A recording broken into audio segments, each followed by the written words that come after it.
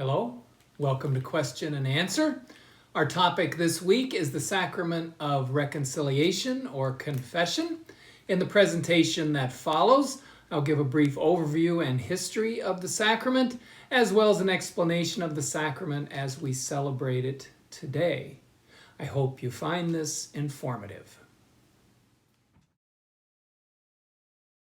There are some common concerns about confession. First, there are 4 parts to confession. There's contrition, or the sorrow for sins, the actual confession of sins, the absolution or forgiveness, and the satisfaction or the penance. For many people, confession is the most problematic part. Many people see other ways to be reconciled, such as through the reception of the Eucharist or personal prayer. Some are uncomfortable confessing to their pastor or other priests. It is important to remember you can go to any priest that you choose for this sacrament. Here is a brief history of the methods of confessing. One can confess most or all of their failings since the last confession. Only serious or grave mortal sins must be confessed. This should be confessed in kind and number to the best of the person's recollection. Confession could also center around one definite fault that the penitent wants to truly eliminate from his or her life. This is called the purpose of amendment, or the purpose of correcting that fault to the best of our ability. Some other historical methods of confession. Confession could take the form of confessing sins that violated a particular commandment or some practice or inclination that the penitent wished to be rid of. Confession could also take the form of accusing oneself of all the sins of his or her life, with few specifics included. This would be called a general confession. An important note: it should be noted that the above, the general confession, applies mainly to what is called devotional confession. That is, the frequent use of the sacrament to advance in the spiritual life when very few, if any, serious or grave sins are present. Again, all grave sins or very serious sins should be confessed as specifically as possible. As we know, there has been a drop-off in the number of people celebrating this sacrament. There are various reasons. Many believe that as a society we have to some extent lost a sense of sinfulness. Some people are simply afraid to go to confession. They don't know what might happen, what the priest might say. Pope Francis has encouraged us to make the confessional a place of finding the mercy, the forgiveness, the generosity, the charity of God. That is what the sacrament is all about. As he said, it should not be like a torture chamber. Another reason for the drop in the number of confessions: the new rite of the sacrament does require more maturity on the part of the penitent in some ways.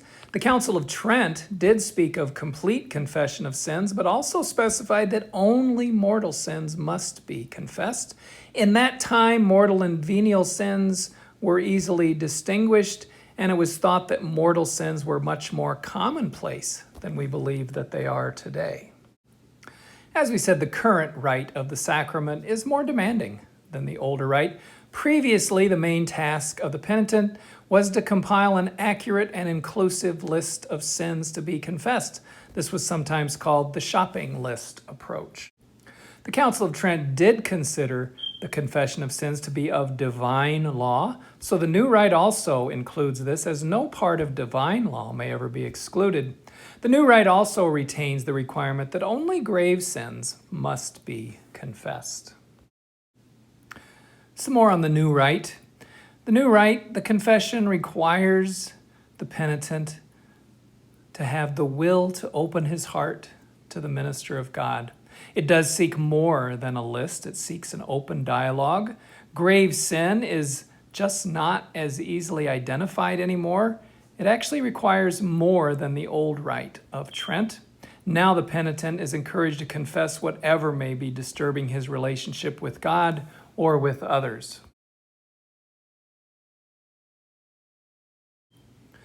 Again, in the new rite, more is really being asked of the penitent.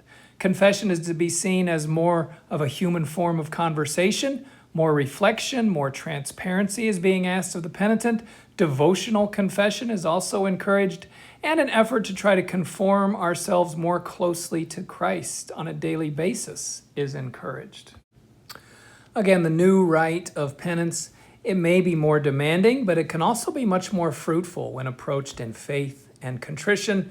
As theologian Karl Rahner has explained, we should try to move beyond simply the precise listing of sins and see it rather as a sinful people coming to God, seeking His love, His mercy, His compassion, seeking His consolation, and seeking His guidance as we seek to reform those parts of our lives that need to be reformed. So we might ask, why do good people need to go to confession? Well, for one, to avoid self-deception. We are sinners. In the first letter of John, we hear him say, if we say that we have no sin, we deceive ourselves and the truth is not in us.